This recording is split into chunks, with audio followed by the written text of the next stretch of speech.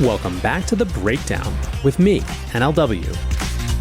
It's a daily podcast on macro, Bitcoin, and the big picture power shifts remaking our world. What's going on, guys? It is Sunday, April 30th, and that means it's time for Long Read Sunday. A couple quick notes before we dive in. First of all, there is an excellent breakdown community that I would love you to be a part of. We call it Breakers. It's on Discord. We chat about everything going on in the world of Bitcoin, crypto, macro, and even a little bit of AI. If you're interested in being a part of that community conversation, check it out at bit.ly/breakdownpod. Next, speaking of all sorts of different topics, The Breakdown is now part of the Breakdown Network. It is an entire network of shows dedicated to big picture power shifts. Go look up Bitcoin Builders or the AI Breakdown to get a sample of some of our other shows. Finally, if you are enjoying this show, I would so appreciate it if you would leave a rating or a review. All right, with that out of the way, let's get to our Long Read Sunday. Now, regular listeners will have heard me reference a number of times a recent essay in Foreign Affairs by Professor Hillary Allen called The Case for Banning Crypto. Hillary Allen is a professor of law at American University, and she has appeared numerous times in front of Congress as a congressional witness about the crypto industry. The point being that she's not some fly-by-night critic, she is a respected and legitimate voice in Washington, D.C. Her argument is quite clear in this piece. It's that, as the subtitle says, blockchain's risks far outweigh its rewards. I don't need to go through piece by piece or line by line. A few weeks ago, I read a couple of rebuttals. It is notable that she threw many of the arguments that crypto advocates have right back in their face, including the idea that America could lose leadership and push crypto companies overseas. Allen basically says we shouldn't want them here because this isn't an industry we should want to be a leader in. Anyways, I don't think that the point of this piece was actually Hillary Allen thinking that she could get people to ban crypto. I think the point of this piece was to shift the Overton window to include banning crypto as an option. If that's the case, it's obviously very important to have voices who are also respected in Washington bring the conversation back to a more middle ground. And for that, we turn to the Blockchain Association's Kristin Smith. Kristin is extremely sharp. You can go see her in my holiday interviews from last year. And she has just published a piece on CoinDesk called The Case for Regulating, Not Banning Crypto. Kristin writes, American University professor Hillary Allen, who recently wrote an article titled The Case for Banning Crypto in the influential publication Foreign Affairs, is part of a very small cohort of, quote, crypto banners working toward that end. In addition to engaging the media, Allen and her peers are pushing the argument that crypto does more harm than good while speaking with federal agencies. She is testifying before the congressional hearing on the future of digital assets on Thursday afternoon. The case for banning crypto is a pipe dream. It won't happen. By Allen's own admission, blockchain is a general-purpose database technology that supports a trillion-dollar industry employing thousands globally. Nonetheless, the efforts to ban, rather than regulate crypto, have only backfired and harmed Americans. Banning crypto is simply the wrong policy. The crypto industry instead should be effectively regulated. No use case for banning crypto. A complete ban of crypto is an unattainable distraction by the industry's naysayers, as Congress, the courts, and the international community have already rejected the idea. Indeed, many in Congress support embracing and regulating crypto. This includes the Republican House leadership and heads of the most relevant economic committees, the House Financial Services Committee and the House Committee on Agriculture. They work alongside progressive Democrats, such as Representatives Richie Torres of New York and Ro Khanna of California. Additionally, multiple U.S. senators have been willing to introduce bipartisan legislation on this issue, such as Senators Kirsten Gillibrand from New York and Senator Cynthia Lummis from Wyoming. These officials could block any attempts to quash crypto because the numbers seeking to regulate crypto significantly outnumber those calling for an outright ban. Similarly, the White House has written that it seeks to work with Congress to regulate, not ban, crypto.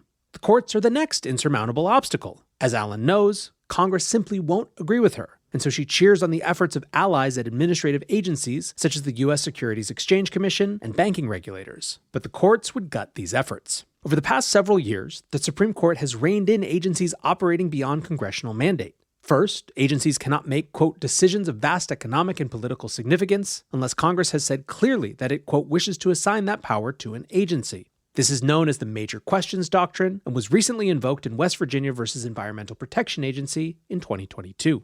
Banning crypto, an industry that supports tens of thousands of American jobs, is a major economic question requiring Congress, not just the SEC or banking regulators, to answer. Additionally, the SEC has failed to engage in any kind of rulemaking on crypto, and instead has resorted to bringing individual enforcement actions.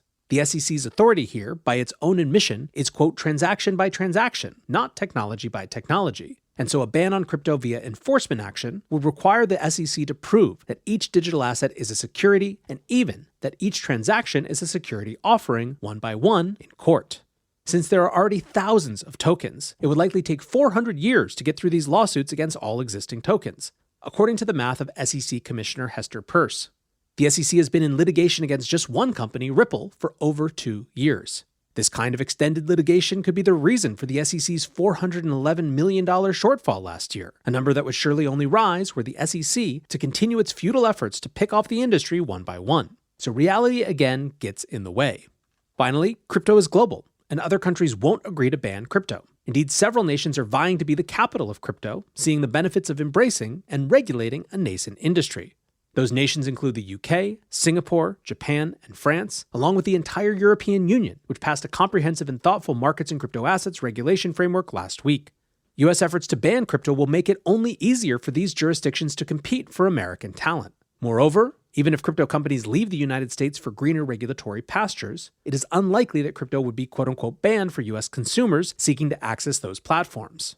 Both FTX and Binance, two quote-unquote foreign crypto exchanges that ostensibly geofenced US users, had a large number of US users using virtual private networks, shell companies, and other methods. Banning crypto in the United States means that foreign companies reimport even more and less controllable risk back into the United States. The International Monetary Fund has asserted that, quote, comprehensive regulations are preferred to blanket bans because blanket bans may, quote, stifle innovation, drive illicit activities underground, be costly to enforce, and motivate users to access illegal markets. Americans harmed. There has been a real cost to the obsession to ban crypto by figures like Allen and Senator Elizabeth Warren from Massachusetts. Their misguided focus caused them to miss the real risks in the financial system that led to the collapse of 3 banks within a week: Silvergate, Silicon Valley Bank, and Signature Bank. According to Nellie Lang, the Undersecretary of the Treasury for Domestic Finance, crypto didn't play a direct role in any of those bank failures. Yet the bank failures threatened the faith in the nation's banking system and could have destabilized the global economy in a way that none of the cryptocurrency failures could.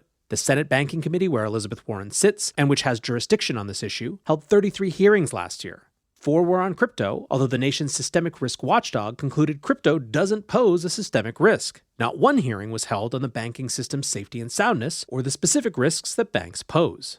Beyond missing the eventual realized risk of bank collapses, crypto banners also failed to protect Americans from the main bad actors in the cryptocurrency sector itself. Allen cheers on SEC Chairman Gary Gensler, but most of the largest crypto scams and failures harming Americans have happened during his watch, not those of his predecessors. Gensler has been a remarkably ineffective cop on the beat. For example, Gensler missed the collapse of the now infamous exchange FTX. The banking regulators in the SEC, cheered on by Allen, have exhibited a clear pattern of misallocating resources away from real risks like banking collapses and crypto scammers, and focusing their limited resources on attacking the crypto industry as a whole, including its safest actors. Is crypto worth it? So the crypto banners are chasing a pipe dream and harming Americans. But are they right in theory? Do the harms of crypto clearly outweigh the benefits? No. The benefits of crypto outweigh the harms, which could have been prevented by good regulation. Further, the financial harms caused by crypto are overstated and not unique to the industry. Allen writes, the root of the problem is that cryptocurrency assets can be created at no cost and without limit, and an unlimited supply of assets makes a system more vulnerable to booms and busts. This sentence captures the essence of Allen's argument, and it's worth unpacking the weakness of her assumptions and arguments. Crypto's root problem, according to Allen, is what economists call zero marginal costs, the idea that the cost to produce each additional unit of a good or service typically approaches zero. This type of cost structure isn't unique to crypto and is well understood in economic literature. Many assets can be created at no cost without limit, including most software, broadcast radio or TV reception, digital books, digital articles such as this one, digital songs, and even emails in a marketing campaign. This prevalent cost structure evidently doesn't lead inexorably to booms and busts. Investment assets, including the shares of publicly traded companies, may be created at no cost and without limit.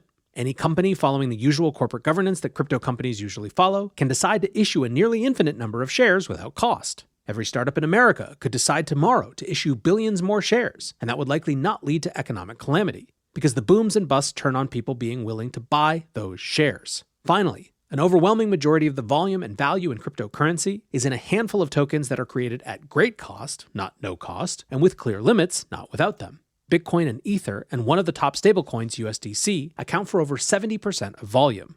One Bitcoin costs roughly $17,700, not zero, to mine, and there isn't an unlimited supply, but instead, a hard cap of 21 million tokens. Unlike with shares, no single company can increase the total number of Bitcoin. Ethereum has a negative supply schedule, and so its native token, Ether, decreases in supply. USDC is backed by dollars, 1-to-1, held in regulated banks. All of these assets, which account for most of the volume in the crypto ecosystem, aren't created at no cost and without limit, and so Alan's root argument doesn't apply to 70% of the market. In short, the root problem of crypto Alan puts forward isn't an economic problem at all. It is common across many digital and some non-digital goods, applies to stock certificates, and doesn't even apply to most of the value in the cryptocurrency industry.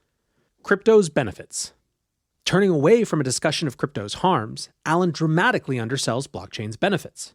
She writes, quote, "Many of the most hyped innovations, including central bank digital currencies, do not require a blockchain at all. Blockchain technology itself has extremely limited utility. The consensus mechanisms that make blockchains work are inherently less efficient and more costly than centralized alternatives." Once again, the assumptions do most of the work. First, central bank digital currencies aren't one of the most hyped innovations. They are unpopular in the crypto community and elsewhere. In fact, House Republicans recently introduced the CBDC Anti-Surveillance State Act, a bill that would prevent the Federal Reserve from issuing a CBDC without further congressional approval. Second, crypto users understand that there are trade-offs between efficiency and decentralization, just as there may be trade-offs between efficiency and many other qualities that are at times desirable, such as democracy or pluralistic decision-making.